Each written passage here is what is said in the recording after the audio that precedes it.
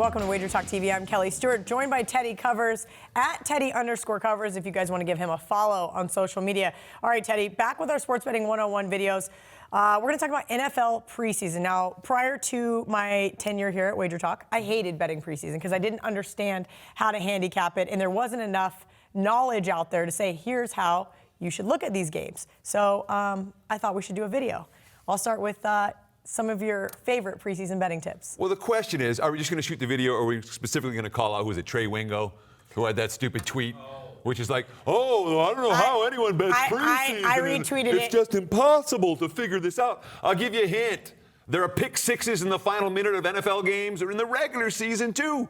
And in the postseason, I seem to remember a team blowing a 28-3 lead in the Super Bowl. So those things can and do happen at other times in the preseason when there is randomness this time of year as well. So are we calling them out? No, I already tweeted him and was like, what are you talking about? Fading Dan Quinn has been absolute money, and also Ralph Michaels gave me the under, and that was great. Sure, but let's talk, and again, I've got top five, but I want to talk the Dan Quinn thing specifically. Okay. A bet against coach is worth something in August. Okay. They don't care. The bet on coaches, I always worry about them, because look what happened to Pete Carroll last year, who was the most bet on of all bet-ons, and all of a sudden he didn't have a backup quarterback or a third-string quarterback. Yeah. And the Seahawks went 0-4 straight up, 0-4 against the spread. So the bet-on guys, not as consistent. So the Harbaughs of the world. Exactly. Okay. Was Harbaugh always this good in the preseason? No. Recently he's been this good because the backup QB situation has worked for Baltimore. But I would rather be fading Quinn every week than betting on Harbaugh every week, if that makes sense. And especially now that Harbaugh is being priced, where they're laying 3, 4, 5 points because of the recent success. Because the betting public knows this now. Sure, exactly. And that's another thing that's really important about this video. This is a video I requested to make because, for God's sakes, there is so much bad information out there in the mainstream about what to look for in the preseason and how to bet the preseason. I've seen videos that I'm like, no, that's wrong. No, you're not going to win with that strategy. So what I try to do is put together 5 simple strategies for beating the NFL in August. So, okay, number 1. Number 1, bet facts, not opinions. Ooh. All right, it's the preseason. The Chargers are underdogs to the Cardinals. Okay. Wonder why. In week 1. It's not about how good the teams are going to be. It's not about how good you think the teams are.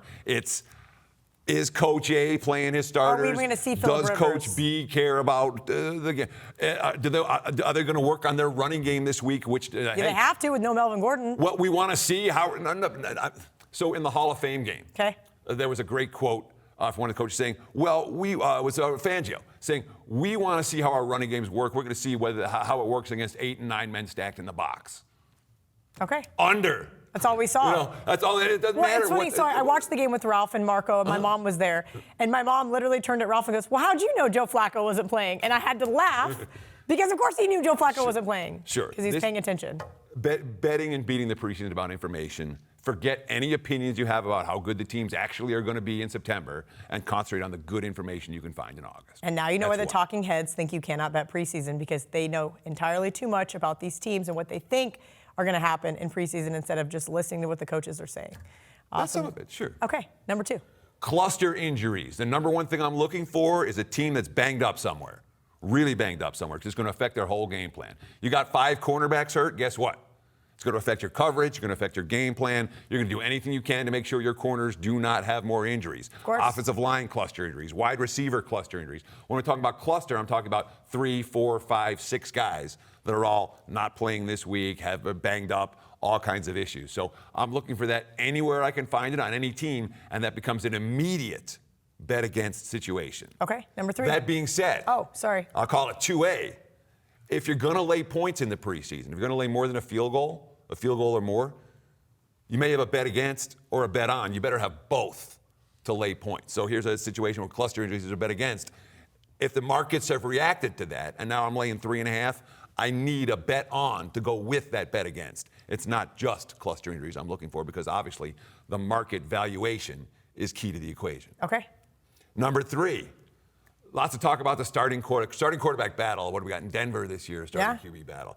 The quarterback battles that matter in August are the backup QB battles, and especially the battles for the third-string quarterback job, because those are the guys who are going to be on the field in the second half when point spread outcomes are decided. The mainstream media is going to report about who the starters and how long the starters are going to play. We don't care about that stuff except week 3. Week 1, week 2, week 4, we want backup QB and third-string QB battles. Those matter. Okay, number 4. Money lines on short favorites, all right? The key number, we just talked about, we did video after video. The key number is 3. The key number is 3. In August, the key number is not 3. Okay, the key number is 1, 1.5, 2, 2.5. No one plays for overtime. No one plays for ties. They always go for 2-point conversions. So instead of laying 2.5 in the preseason or 2, I will always lay it on the money line with the favorite. Okay. With dog, you can take, but with the favorite, 130, 135, it's still priced like it is in the regular season. Okay. But the value is so much greater because 1s and 1.5s and 2s and 2.5s are more important in August. All right, and last but not least?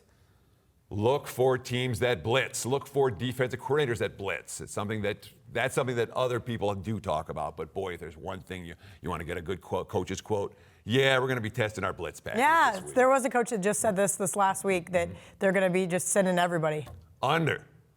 And the team that they're doing it against is going to lose.